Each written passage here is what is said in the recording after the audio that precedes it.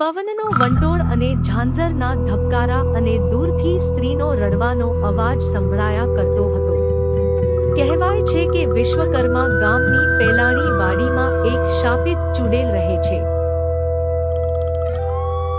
ગામવાસીઓ કહે છે કે જે ત્યાં રાત્રે જાય છે તે ક્યારેય પાછા આવતો નથી. કોઈએ એને જીવતા જોયું નથી, પણ મરતા બધાએ જોયા છે. ધીમા પગલાં, પાનખર પડતા અવાજ, મટકી તૂટવાનો અવાજ કોઈ દિવસ આવતો હતો. દીપક, જય અને રાહુલ કોલેજમાં ભણતા 3 મિત્રો હતા. તેમને આ જૂની કથા ફક્ત એક અંધશ્રદ્ધા લાગી. ચૂડેલને જોયા વગર કોણ માને? જયે મજાકમાં કહ્યું, ચાલો સાબિત કરીએ કે આ ફક્ત ગપ્પો છે.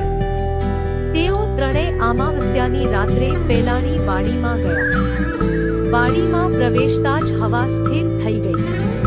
ઉનાળાની રાત હોવા છતાં ઠંડી લાગવા લાગી. જ્યાં સુધી તેઓ આગવી જૂની હવેલી સુધી પહોંચ્યા ત્યાં સુધી વાતાવરણ અલગ બની ગયું. કોઈ છે?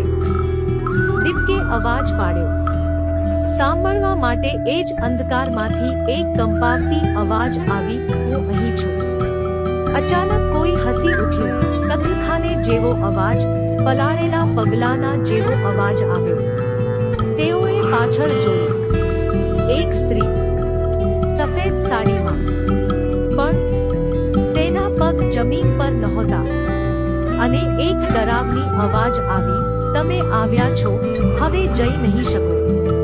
તેણે ઝપાટો માર્યો અને દીપક હવામાં ઉછળ્યો. તેના ગળા પર લાલ નિશાન પડી ગયા. દૂર ભાગ! જય અને રાહુલ હિંમતથી દીપકને ખેંચી રહ્યા હતા. તોફાની પવન, ઝાડ હલાવાના અવાજ, જૂના ઘડિયાળનો ટીક-ટીક અવાજ આવવા લાગ્યા. ચૂડેલની આંખો લાલ થઈ ગઈ. આમાંથી કોઈ બચી શકતું નથી. તે ઝડપથી તેમની તરફ દોડી. માટીના પડખા હલવા લાગ્યા. મિત્રોએ ભાગવાની કોશિશ કરી, પણ ચૂડેલનો પડછાયો લાંબો થતો ગયો. જયનો પગ લપસી પડ્યો અને તેને કશું ખેંચી રહ્યું હતું. મને બચાવો! તેની ચીસ હવાની સાથે ઓગળી ગઈ. ઊંડો શ્વાસ લીધો. હૃદય ધબકારા મારતું હતું. મોંઢા પર લોહીના બૂંદ પડ્યા હતા. દીપક અને રાહુલ કોઈક રીતે બચી ગયા, પણ જય હંમેશા માટે ગુમ થઈ ગયો. સાંજે ગામના લોકોને જયની લાશ મળેલી.